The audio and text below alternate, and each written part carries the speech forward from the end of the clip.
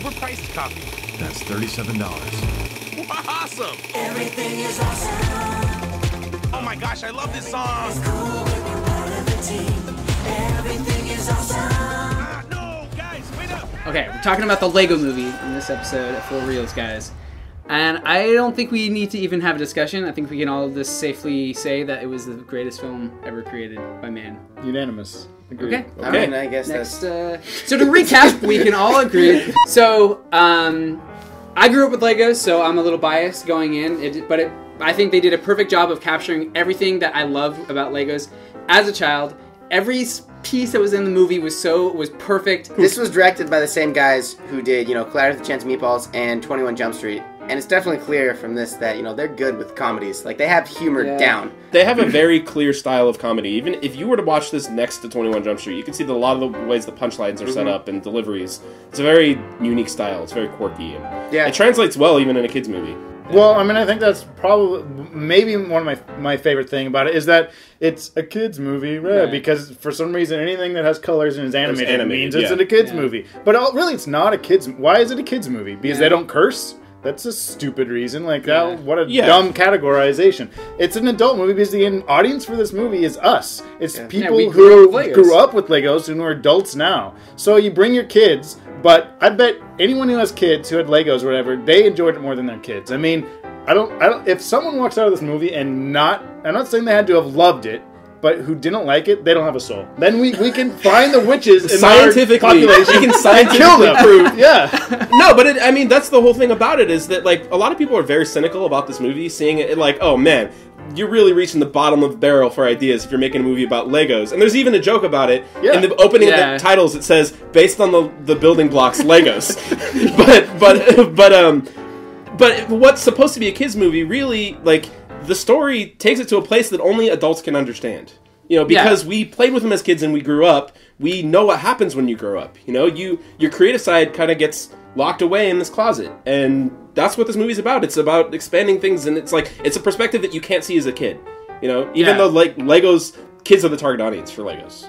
And I really had to... I respected that about the movie. Right, exactly. And even outside of the context of just, like, the toys themselves, I think the movie functions so perfectly well, just, like, with the story structure and, like, kind of breaking down a lot of the cliches that we see in a lot of the story like this, and kind of really making fun of it and just kind of playing off of it and having a lot of fun and goofiness with it too. There's so many good things about this movie. We could not stop talking forever. But I'm still not sure how they did it in terms of just the visual. Like, either it's a CG movie, but it's so amazing it looks real, or it's a real stop action movie, but that's so. But it's the most amazing stop action. I don't know, but either way, it's a blend of stop motion and CG. Both. But it wasn't really. There was a little bit of stop motion, but it was mostly for the end sequences. Yeah. But mostly, in the stuff that I'd read, they're trying to mimic the look of stop motion, and they do it so well to the point where it's overwhelming. I mean, I think the scene that we can all agree on is the really wow scene is the shipwreck scene. Yeah, it's just a shot of a turbulent ocean, and it's made of Legos. It hurts my brain to look at them. Yeah. Like, my brain can't compute because the frames of the water, like the rippling water. Like for the most part, I understand how animation works, about how you animate simple models and objects, and then you put textures on it to make it look real. But the amount of programming that had to be done to make a realistic looking stop motion texture of Legos. The funny thing is that's just one, like, that and that's is the highlight, shot. But that, I mean, really, if that scene wasn't on, we would still be talking about how amazing the animation was. Exactly. But that's such a good example. The opening sequence, you're like, what is happening? Oh my God. It's mind-blowing. Well, it's just because, I mean, who here didn't make, like, stop motion movies with kids with Legos? So it's just like, this is like as crazy as you could possibly make it. Like, all of your dreams of ever making stop motion videos, this is as good as anyone. And when you're a kid and you make it, this is what it looks like to you. You're like, man, but in your mind, it's so much cooler because when you're a kid and you have this active imagination, and that is what it's all about. It is what it's all about. That's what a hamburger's all about. No, that's In-N-Out. Also, I thought one thing that was really clever that they do is they not only, like, obviously the intended audience being kind of the older crowd, but it calling back to how you played with Legos.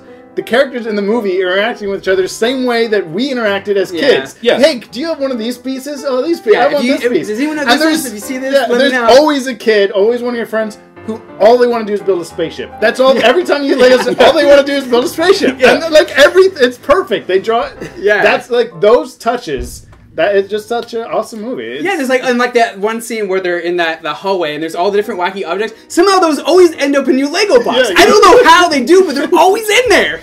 Yeah, and the nice thing about these things that you mentioned is that not only is it put into the movie for us to laugh at, it's integrated into the plot. Yeah. I mean, the whole idea of the piece of resistance goes to that, like, all of those little ideas that we don't even think about that were a part of playing with Legos. These are major story points. Yeah, it's not they could be one-off jokes like, oh, haha, remember that? No, they integrate everything so perfectly well into making it relevant.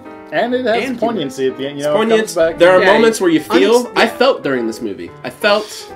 It takes a lot, too, because you don't even have a heart. The Lego Movie is everything that a Lego movie needs to be and more. It's inventive, it's colorful, it's fun, and it captures what it means to be a child and someone who plays with Legos.